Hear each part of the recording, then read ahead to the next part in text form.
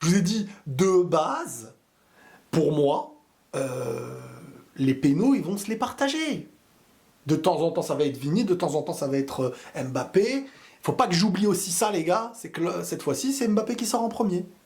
En plus, ça lui permet d'avoir une ovation, et Vini qui reste sur le terrain jusqu'au bout. Donc là, les gars, regardez comment le schéma, il est très bien fait. Vini est sorti avant Mbappé la dernière fois.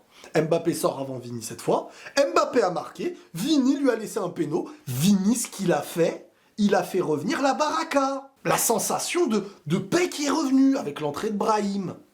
Donc maintenant, je vais revenir sur les buts. Déjà, je vais revenir sur les 2 buts de Kylian. En vrai, Kylian, on sent quand même qu'il était dans un... Vous savez, il jouait avec du doute, hein, parce qu'en fait, il ne joue pas... Tu sentais que sa concentration... Alors, je trouve qu'il n'a pas fait un match mauvais, hein, avant les buts. Hein.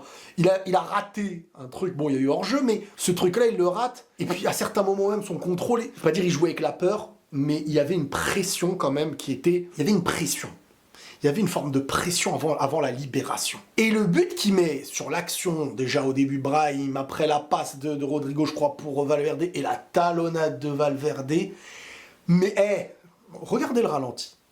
Pour moi, je ne vais pas dire plus de 90% des attaquants ne vont pas sur le ballon avec la pointe de vitesse, parce que le ballon, il est loin. Hein. Mais le goal, en fait, il sait que le départ de la course d'Mbappé sur la talonnade là, de Valverde, exceptionnel, le début de saison de Valverde au passage, avec les complications du terrain, les premiers appuis qu'il fait, ça change l'action. Même moi au début je me dis, elle est un peu loin, et boum, le démarrage il m'a... Waouh, c'est là tu vois, ah purée, tu vois des appuis qui font du bien. Et derrière, finition parfaite, pied gauche, but, tout le monde est content, ça a libéré l'équipe. Et là, tu sens que si, je sais pas, si ça a eu lieu en première mi-temps, tu sens qu'Mbappé peut mettre un triplé derrière. Tu sens que ça y est, tu sens qu'il peut frapper de loin, tu sens... Il se libère, il va faire le pressing et tout, ça y est. Ceux qui ont joué au foot savent très très bien de quoi je parle. Vous voyez les matchs où t'es peut-être fatigué, t'as mis ton but, mais tu sens plus la fatigue.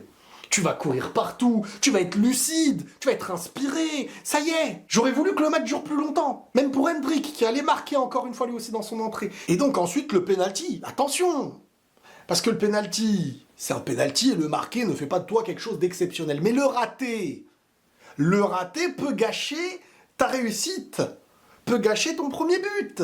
Et si derrière tu te fais égaliser, alors, parce que c'est ça le problème, c'est quand t'as Mbappé, la pression médiatique, elle peut très très vite basculer c'est très bien à Donc, en soi, je suis très content.